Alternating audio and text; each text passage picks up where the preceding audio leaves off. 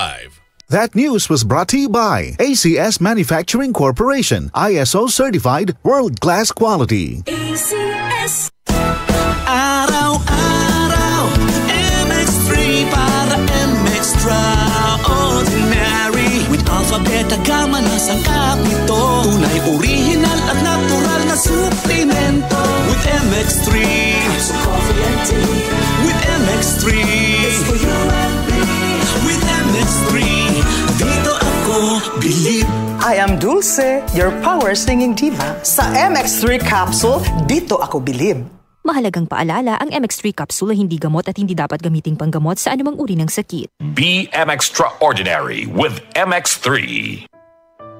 Pagbasa sa 10 kabanata ng Aklat ni Juan, ang talinhaga tungkol sa pastol, talata 1-42.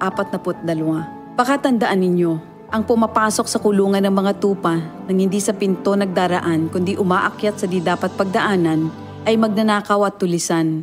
Ang tunay na pastol ay sa pintuan nagdaraan. Pinapapasok siya ng gwardya at pinapakinggan ng mga tupa ang kanyang tinig.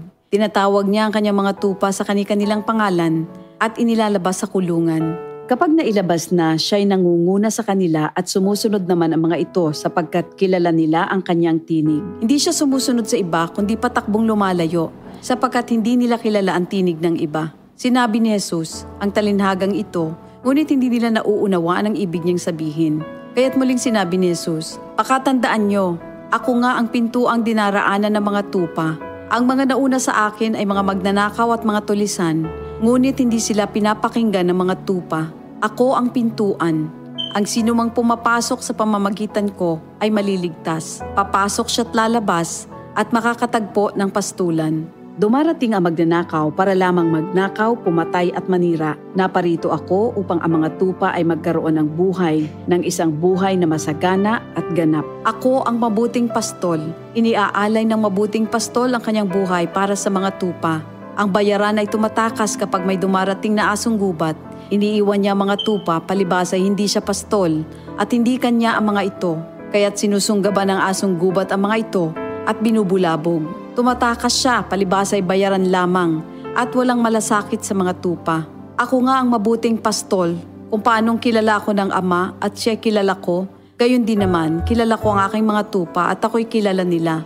At iniaalay ko ang aking buhay para sa aking mga tupa. Mayroon akong iba pang mga tupa na wala pa sa kulungang ito. Kinakailangan sila'y ipasok ko rin at papakinggan naman nila ang aking tinig. Sa gayon magiging isa na lamang ang kawan at isa ang pastol. Dahil dito'y minamahal ako ng Ama sapagkat iniaalay ko ang aking buhay upang ito'y kunin kong muli. Walang makakakuha ng aking buhay kusa ko itong ibinibigay. Mayroon akong kapangyarihang ibigay ito at kuning muli. Ito ang utos na tinanggap ko sa aking Ama.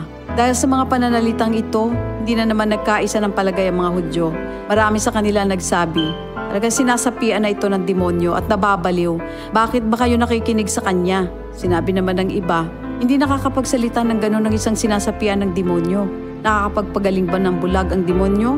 Taglamig na noon at kasalukuyang ipinagdiriwang sa Jerusalem ang pista ng pagtatalaga ng templo. At habang naglalakad si Jesus sa templo, sa portiko ni Solomon, pinaligiran siya ng mga Hudyo at sinabi sa kanya, hanggang kailan mo ba kami ilalagay sa alanganin? Kung ikaw nga ang Kristo, sabihin mo na ng tuwiran. At sumagot si Jesus, sinabi ko na sa inyo, ngunit ayaw ninyong maniwala. Ang mga ginagawa ko sa pangalan ng aking Ama ay nagpapatotoo tungkol sa akin. Ngunit ayaw niyong maniwala sapagkat hindi kayo kabilang sa aking mga tupa. Nakikinig sa akin ang aking mga tupa. Nakikilala ko sila. Sumusunod sila sa akin. Binibigyan ko sila ng buhay na walang hanggan. Kailan may hindi sila mapapahamak at hindi sila maaagaw sa akin ninuman. Ang aking Ama na siyang nagbigay sa kanila, sa akin, ay lalong dakila sa lahat at hindi sila maaagaw ninuman sa aking Ama. Ako at ang Ama ay iisa. Ang mga pinuno ng mga Hudyo muling dumampot ng bato upang batuhin siya. Kaya't sinabi sa kanila ni Jesus, marami akong mabubuting gawang ipinakita sa inyo mula sa Ama. Alin ba sa mga ito ang dahilan at ako'y inyong gustong batuhin? Sumagot ang mga pinuno ng mga Hudyo, hindi dahil sa mabubuting gawa kaya ka namin babatuhin, kundi dahil sa paglapastangan mo sa Diyos, sapagkat nagpapanggap kang Diyos, bagamat tao ka lamang. Tumugon si Jesus, di ba nasusulat sa inyong kautusan? Sinabi ko, mga Diyos kayo. Mga Diyos ang tawag ng kautusan sa mga pinagkatiwalaan ng salita ng Diyos at hindi maaaring ipawalang bisa ang sinasabi ng kasulatan. Ako'y pinili at isinugo ng Ama. Paano ninyo ngayon masasabing nilalapastangan ko ang Diyos dahil sa sinasabi kong ako ang anak ng Diyos?